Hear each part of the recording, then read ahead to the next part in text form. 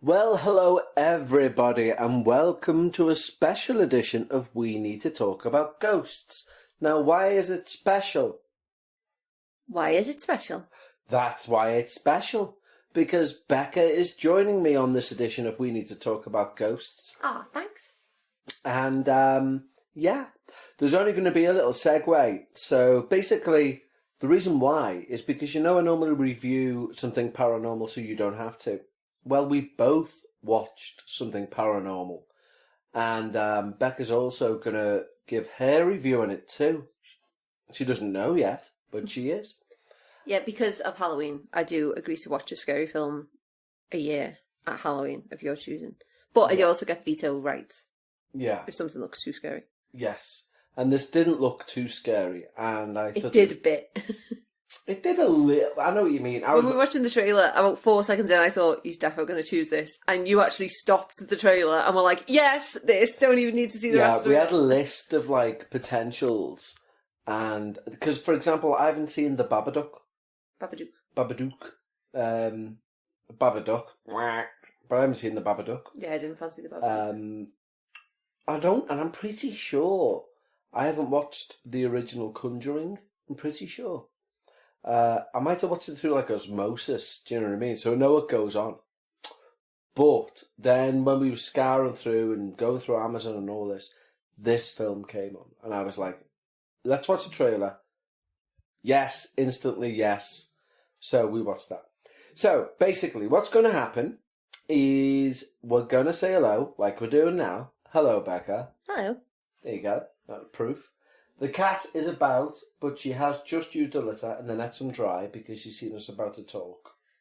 And now she's perched on the couch like a little cutie. Little princess. And so all three of us are joining you today. She's about to munch or lick. One of the two. I do hope she has a soup. Don't disturb her if she has a soup. And as if I never disturb her anyway. You imply I could throw things at her when she's eating. There's a high chance you'd drop your e-cig, which disturbs Yeah, her. there is, yeah. There is. But anyway, what we're going to do is firstly going to say a big thank you to everyone who signed up over at Patreon. Now, when you sign up at Patreon, not only you support the show, but you also get two additional shows each and every bloody week. Every week? Yeah, one's just me rambling away, and the other one is normally me and Bekah discussing or trying to discuss something paranormal. But Bekah won't be joining me this week because she's preparing to go back away because, she's part-time here now. And so, yeah, it'll just be me. Mm-hmm. And I know the topic I'm going to be choosing because we're going to mention it later in the show.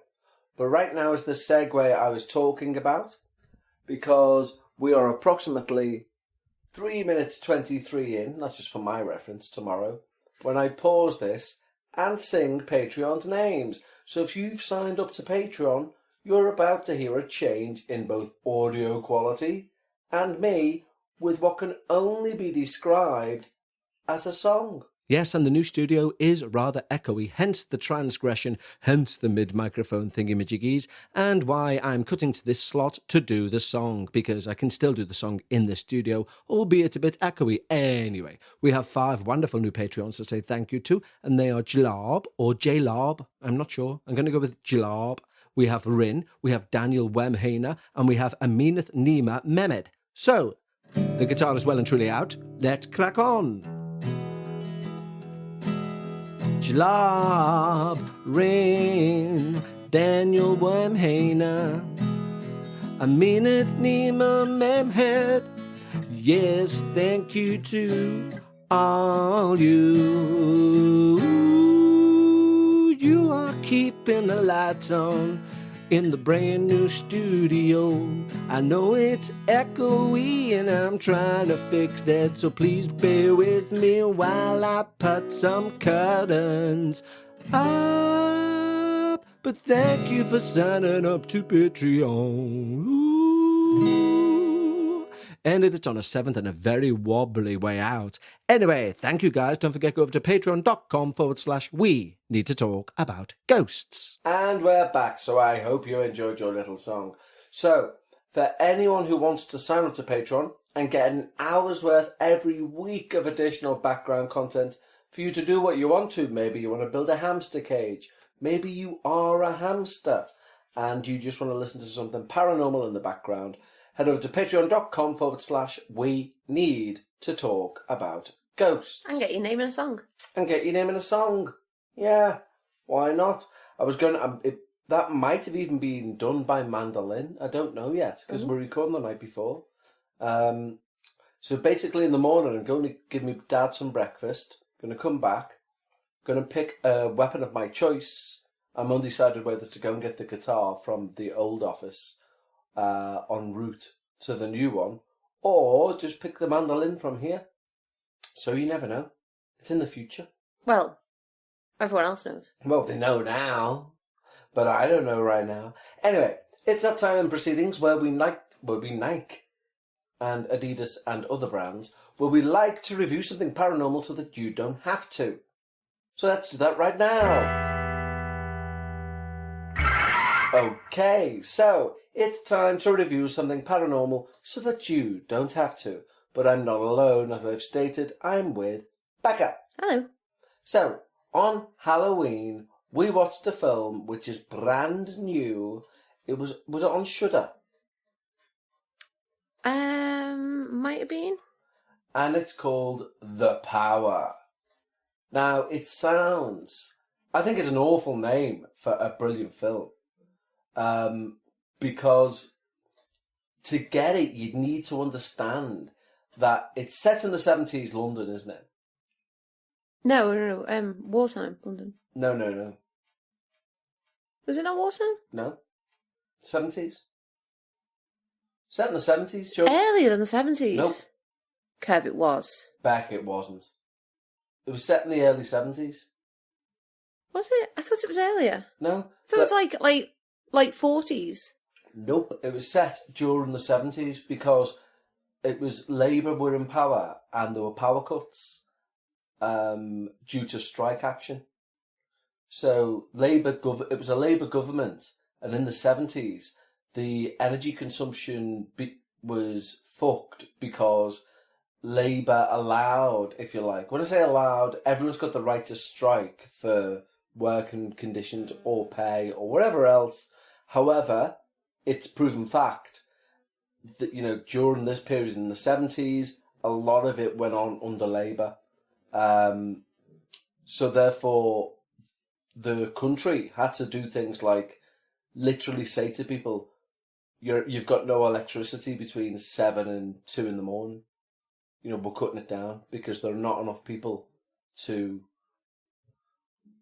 run the power stations, sort of thing. Crikey. So, that's the point. That's why it's called The Power, because the premise is it's a young girl who's starting her nursing. That's not the power they're referring to. It is. No, it's not. Yeah, but also a paranormal It's not like power. the power cut. But that's that's the implication too. So, also, it's a young girl who's starting a midwifery training or just nursing. Just nurse, yeah. But it's she's a nun, basically. It's like a religious hospital. And like St. Mark's or something like that. And on her first shift, she annoys Mother Superior or the head matron. So as punishment, because she's an arse, the matron says, your first shift is tonight and there's a power cut. So we're getting all the patients out except for those on life support. And they're going to be took to another hospital where there's generators. But all the energy in this hospital is going to be shut down. You're spending the night in this hospital alone. Apart from a small amount of power going to the machines. Yeah, for keeping the those ventilators and stuff. Yeah, exactly. And the babies. Yes, so there's 2 wards that remain open, the intensive care unit. And the maternity unit. Yeah. So there's 3 other staff on with her and a janitor sort of guy. And it's terrifying because she doesn't like the dark anyway because she was abused as a child and locked in cupboards and stuff. But it's terrifying because no one likes the dark, but the dark in a hospital. I think one of the lines in it, somebody says, "A place that has this much death in should never be so dark." And I was like, this is going to be boss. Yeah, that was the bit I said when you paused the trailer and were like, don't need to see anymore. Yeah. Anyway, I thought the plot was good. I thought it got a little bit far-fetched towards the end. But overall, I would rate it 7.8 out of 10, which is 2 thumbs up. Not to the sky, but to about forehead level. What was your thoughts on the film, The Power? Yeah, it was good. Obviously, I'm not super into scary films, but it actually ended up being a very good look into kind of a spotlight on sexual abuse. Yeah. Which was unexpected, but I thought it was handled quite well. Yeah, it was good. It was very scary. Interestingly, at one point, I thought it had jumped the shark. But it kind Explain jumping the shark for those who don't understand what the term means. The term. Okay, kind of when something goes too far. So when you're watching a film and it kind of does what it does too much that it actually discredits itself. So the term originates from Happy Days, which at one point, obviously, like, they kind of had the Fonzie as being this like super cool kind of guy, and that was fine, and that was always the plan, that he was cool, likeable, yeah. But at one point, he was in one of the later episodes. Apparently, he was water skiing and literally jumped over a shark, and people were like, "No, that's too much." Okay, like we just can't. We can't kind of. We can't get behind you now as much. Yeah, because... it's like it's become almost a parody of yourself, kind of thing. Yeah, too much. Yeah. Okay. So that's where the phrase comes from. That's interesting. I didn't know the etymology behind that. That's interesting. Yeah.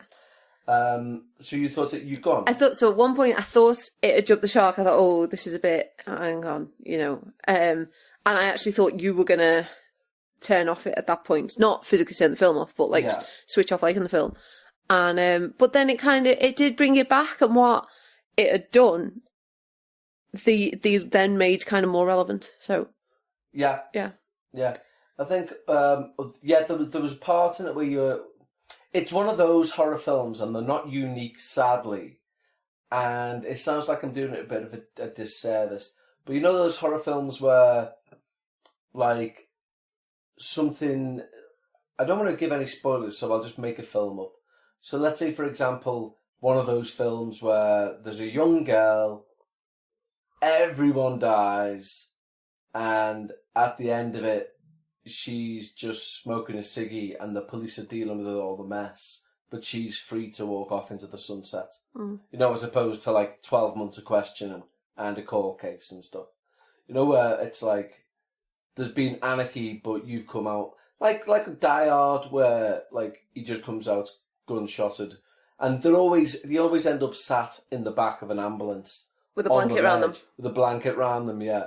And somebody comes over to them and says like, "You saved my life today," and he lights a bifter and goes, "It's all part of the job, kid." Yeah. Takes the blankets off and goes to a bar. And people are very free to kind of mull into this crime scene. Yeah, exactly, yeah. And the wife is usually easily able to access kind of through the police tape, despite numerous police officers being around. Yeah. Like that's, oh, well, no, she said it with such passion that she wants to get through, we better let her through. But you know what? I mean, this is going like slightly... So anyway, it felt a bit like that towards the end, where you'd be like, no, there was zero... How did you think? I didn't think that. Yeah, I did. Oh, I'm surprised you thought. No, I didn't think that at all. Like, there was zero red tape. It was just a case of, oh, well done. But speaking of, like... Done. As in, like, yeah, you got through that. Well done. Because there's a lot that happens. Yeah, I disagree. Very much disagree. Okay, well, people should watch The Power. Yeah, no, in fact, I think if you're into spooky films... I do think it's worth a watch, definitely. Yeah, definitely. But what you just said there has jogged a memory of something that I heard the other day. Apparently there was a comedian going round about a decade ago, and he would call himself the comedy terrorist, right? This isn't paranormal related, but it is to do with what you just said about, like, in films, the wife can bypass like 12 police officers just because she says, "I'm his wife." And they go, okay. He was known as the comedy terrorist because what he would do is he would go to a comedy event, find an opportunity to jump on stage, grab the mic and tell as many jokes as he could before being bundled out by security. Right. Anyway, Prince William was having a birthday party at Buckingham Palace, right? And it was like unbelievably. I've seen the photos. It was like a colonial party, so come as a former colony that England had took over. Oh, that's tasteful. Yeah. So talk about appropriation. Like some of the photos of the guests were ridiculous. Oh God! Like eating kids dressed as Zulu warriors. Things like this. Anyway. Oh my God! And I mean, he's about your age, isn't he? So this kind of must be like in recent. Well, I think maybe might have been his 21st or something like that. Yeah, but I mean, it's still, irrelevant. Yeah. But anyway, we're not talking like 50 years ago. Exactly, yeah. But you can imagine the security. Anyway, he climbed over a wall dressed as Bin Laden, right, with a massive pubic wig, right? Who's the comedy terrorist. Oh right. Right, and as he's walking through the gardens, it's secured to death. A security guard approaches him, right? And he just acts pissed, puts on a really posh voice, and goes, I just come out for a cigarette. I've walked through a door, I'm somehow here, and I can't find anyone. The guy laughs, walks him through 6 security checkpoints, and gets him into the party, right? Then William's apparently on stage giving a speech to say thank you to everyone for the party. He gets on stage, grabs the microphone off Will. William starts laughing because he doesn't recognise him because he's dressed as Bin Laden and wearing sunglasses. And he thinks it's one of his mates from Eton, just like, ha ha ha ha ha ha.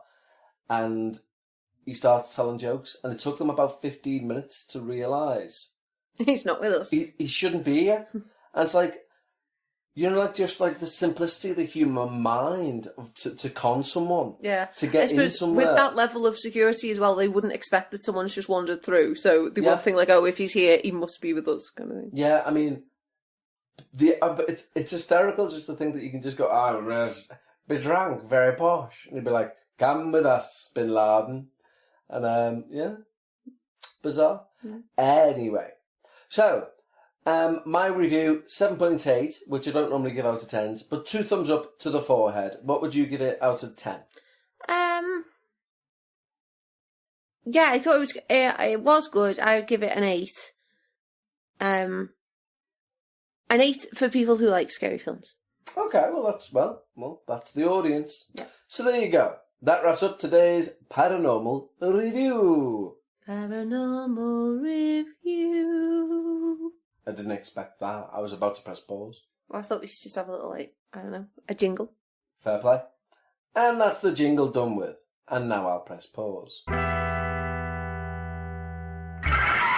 Okay, so it's my favourite time of the week where we get to discuss your true paranormal experiences. Now, this is a bit of a lie when I say this because we're going to discuss a paranormal experience that unbelievably happened to my brother.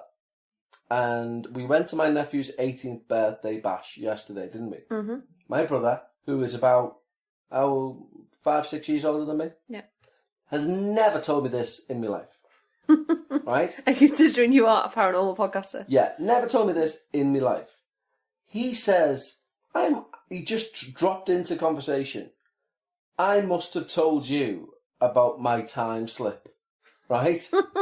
And I was like, what? Now, Liverpool on Bold Street is known for time slips, but he wasn't in Bold Street, he was on Renshaw Street. Now, Renshaw Street, weirdly, is where my office is, one of my offices. And one of my offices. One of my many offices. And he was saying that a friend of his, when he came out And because right, let me just play you this first because I found it dead funny. Play what? Just our Paul talking. He said you couldn't record him. Yeah, exactly. But it's just him saying, "No, you can't record me," because I said I want you to tell your story for the podcast, and he said no. So I tried to record. He started recording and he tried to do it on the slide. I tried to do it on the slide. So this is that. No one hears this anyway, right? So anyway, my brother's just informed me that he's experienced a time slip. He's now shaking his head, but I'm going to tell you all about it, don't worry. Okay. So, we were out for the England match. No, 10. So that's, he was saying, but we're out for the England match, and then you noticed it was still recording. No, turn that off. No, turn that off. So anyway, they went out for the England match, and they were in a pub known locally as the Big House in Liverpool, which is on Renshaw Street. And he said he'd been out all day, he was pissed, but my argument to him is I've been pissed. I've been on benders, we all have. I've never hallucinated to this extent. I might have thought of seeing someone and know, do you know what I mean? But not to this extent. Anyway, he goes outside. I don't know why, because he doesn't smoke, but he goes outside and he looks up and down the street and it's empty. This is a Friday night. And he looks up and down the street. England have just played, so it should have been booming. And this is a busy street. It leads to Lime Street, and it's always rammed, isn't it, Renshaw Street? He looks up and down the street. It's a key road into town. It's like where buses go, and exactly, as you say, leads to Lime Street, St George's Hall. He looks up and down the street. First things he notices is it's empty. Second is that the lampposts aren't lampposts.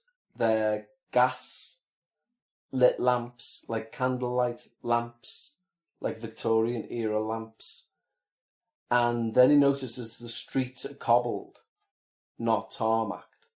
Then he notices that the shops across the road that are normally like 2 to 3 stories high are all 2-story, but mainly the top story is a roof, like a house, and the bottom story is the storefront. And he says he's looking round and he's like, the fucking hell's this? So he goes back into the pub. Oh, sorry, he says he looked through the window and he could still see all of his mates and that, like dancing away. So he goes back into the pub, grabs one of his mates and says, come and look at this. And when they come outside, hustle and bustle, everything's back to normal. Buses, people, But all the people were apes. Why'd you have to do that? Do what? Absolutely throw in some bollocks to a good story. Sorry. This why I don't have your on other than Red a Corner. Oh, it was funny. What's the purpose of me being here if not for charming and witty contributions such as that? Yeah, well, that was neither. I mean, it was a contribution, I gather. I grant you, even. This is why you're sticking to Red a Corners from now on. It is my speciality. It is your speciality. So anyway, he brings his mate out and everything's back to normal. And I was blown away. I was like, how? You've seen me age 6, like with about 5 ghost books next to me, studying all this stuff. Like what? I don't think it had happened then. No, it hadn't. But he's known the interest. Do you know what I mean? It's like, why has it took you till now to share it? And also, but without being one of those people. And you know what? He doesn't believe. He's not. He's not as like me, is he? Paranormal wise or anything like that? No, that's all. It'd be like if Bekah told you this story. That's how weird it would seem, and that's how weird it seemed. It was like, you're talking about a time slip? But he reckons the mate that he brought outside believed him, for one, because of how, how he was conveying it. And his mate said, and this is what I'm going to try and look at for the Paranormal Patreon on Sunday.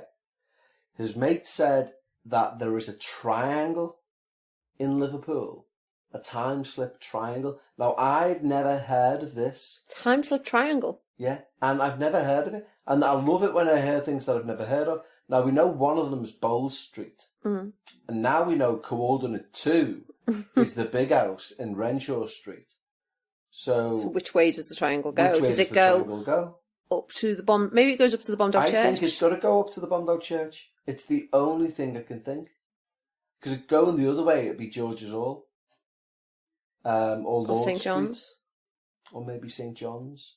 So I'm going to have a look at what I'm going to do is I'm going to look in more detail at Liverpool time slips and see, because that might tell you. Do you know what I mean? If it's like I was walking down Lord Street and all of a sudden, then it means it's the other way. But it's interesting that it's when you get a story from somebody and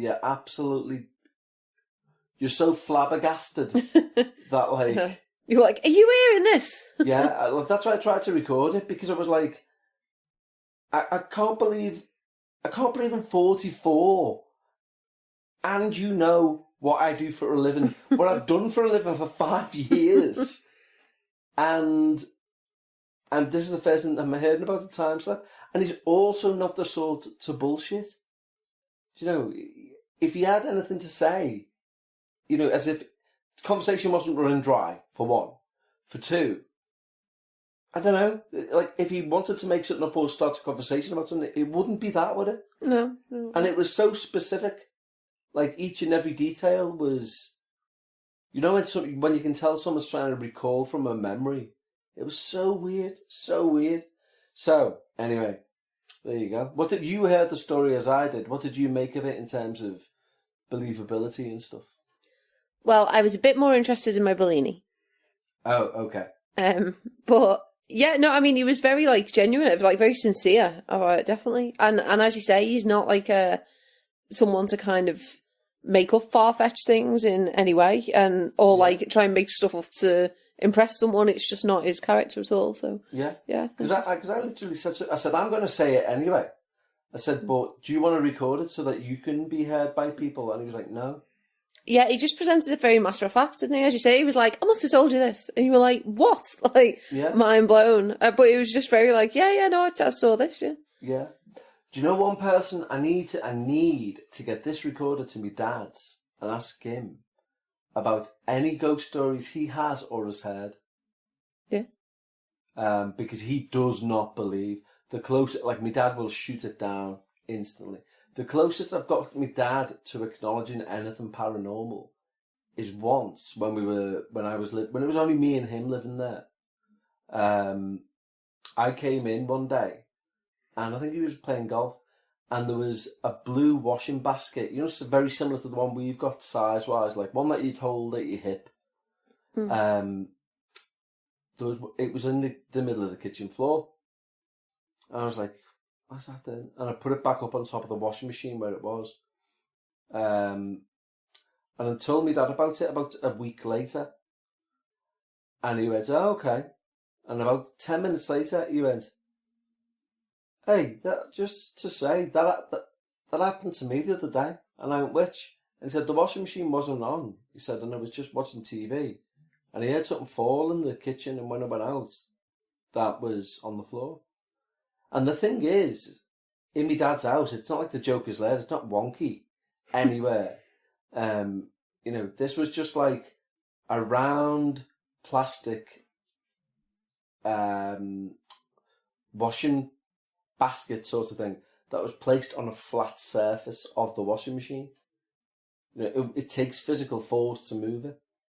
So that was but that's the closest he's ever come to acknowledging any sort of otherworldly presence. So you can, as I say, that's why we were doubly took away or blown away when my brother started saying, I must have told you about me that time I went to the 1700s. It's like, what? No, you fucking didn't.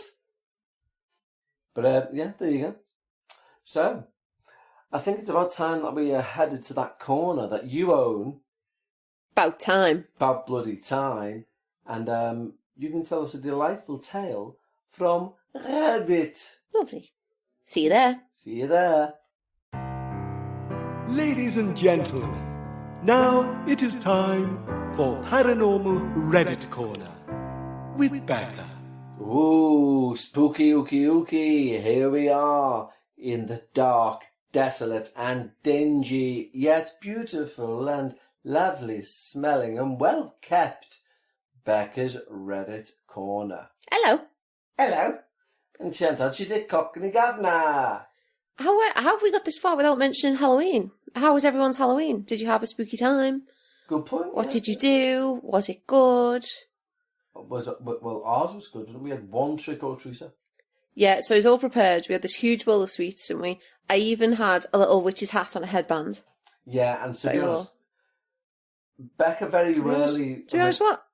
To be honest, you very rarely look like a witch, but even that stupid little tiny witch's hat made you look like a witch. With your stupid little tiny witch's hat. How disrespectful. It was a stupid little tiny witch. It was not a stupid little tiny witch's hat. It was. It was a headband. Yeah, I know, headband, so it would stay on. Alright, well, you walk into a coven with one of them on and see how far you get. Well, apparently I'd be alright, because you Oh, didn't even that's a good point, despite it. But Good point, yeah. well, better than no witch's hat. This is very true. Better a stupid little tiny witch's hat than no witch's hat at all. This is very true. Could you have told me this on the night, or I'd have turned you into a frog? It's a good point. Well, then you could have kissed me and had a prince. And we had a little display, didn't we? We had some ghost candles lit We did. in the window with some little mini ghost pumpkins. Yeah. They're called... I don't want to say munchkins, but I think that's what they're called. Munchkin pumpkins. Munchkin pumpkin. I think one was a munchkin pumpkin and the other is actually a ghost pumpkin. Ooh. I think that's what it's called. So we were all ready and waiting, and One person. 6 o'clock we'd had no one, because I was kind of I thought we'll sit down and we'll watch our film at like 7. Yeah. Kind of do a trick or treating first. I thought I'll take the display out the window by 7. And 6 o'clock we'd had no one. 6:30, finally knock on the door, and it was the same, only the same one as we had last year. There's 2 kids, very nice kids. And they don't really grasp the concept, do they? Because they give you sweets. No, they do. It's a nice gesture. So the mum stands at the end of the path. So they've got a little. I think it's a really nice gesture. It's not that they don't grasp the content. I don't know why you'd be so uncharitable about this. Nicely, but they have a little tub of sweets as well, of like Cadbury's Heroes. And they give you one, which I think it's really nice. I think it's very kind. But because like we literally had this giant bowl, and he kind of like looked at it, and she was like, I'll take 2 if that's okay. And I was like, right, kids, here's what we're going to do. Get your hand out, on it outstretched, go in. And I was literally like, scoop, take all the sweet. They must have been made up coming in, because they came away with like a load of stuff each. Like, go. So they gave you an additional chocolate. Yeah, they did, yeah, she gave me more chocolate. And I was like, that's so kind, thank you. And everyone thanked each other, and everyone was very happy. Well, and it was all very lovely. But does sound very lovely. Yeah, maybe next year we literally just make up 2 little bags. Yeah, for them. Yeah. Just learn the names and just be like, that's for you and that's for you. Yeah. Okay, so you've chatted on so long about Halloween that you've locked your phone. But I never thought you'd be complaining about someone chatting on so long about Halloween. Oh, she's got a point, ladies and gentlemen. She's got a point. My corner, if I want to talk about Halloween. It's very true. I'm just a guest here. Yeah, I know. Need to adjust that attitude. Sorry about that. Anyway. Yes, so we can crack on with a Reddit Corner ghost story. Hooray! So, welcome to Bekah's Reddit Corner. Thank you. The title of this story is My Haunted Apartment, Part 1, before it got super weird. Why didn't you find us Part 2 when it got super weird? Would that not have been better? Because this is a recent, so Part 2 must be yet to come. So maybe we'll find that next week. Maybe. Okay. Let's begin. Let's begin. I've been wanting to post this for a while, but I never have the time to type it out. This is about my apartment from around 8 years ago. I moved in with my then boyfriend and my dog, and it should have been perfect. It was in a part of my city that was still affordable, but a bike ride away from everything. It was a first floor hardwood with a huge bedroom, dated bathroom, a great kitchen, and an attached basement with laundry. It was a long house, and the laundry room had attached basement? What? Had attached basement. The laundry room had an attached basement. Well, it just said has attached basement. It must be on, yeah. And the laundry room had an attached basement that had no lighting, but went further back than you'd have any reason to go. For context, I'd been in places that had been haunted, in inverted commas, before, but had never experienced anything. I liked the idea of ghosts and would put myself in positions to see or feel something, but rarely had anything that couldn't be written off. But I wonder what positions there, like downward facing dog, stuff like that. Well, if you pipe down, you might find out. Pipe down. I even worked in a theatre that the ghost hunters actually visited and had never seen anything there. So fast forward to us being moved in and having about 3 or 4 months of nothing. We came home from dinner one night and there was a tiny handprint on our pink velvet couch. No, immediately fuck that right off. It almost looked like dust or something, but it was child size. Weird. We didn't have kids and all of our friends were also childless at the time. We just kind of moved the velvet around and wiped it off. I love the way they have to say, we didn't have kids, like, cause as if they'd say, at first we thought it was our 3-year-old who we let run ravage around the house while we went out, but, you know. About a week later, I was using the bathroom and I heard, like, more than one child laughing. I hopped up and cleaned myself and ran to the living room and nothing. No kids outside. It honestly sounded like an echo, but for sure in the living room. We would get these random puddles that formed out of nowhere. Ooh. They weren't pee from the dog and there were no leaks. One night we were in bed and the dog was at the foot of the bed. He's a husky/hound mix, about 100 pounds.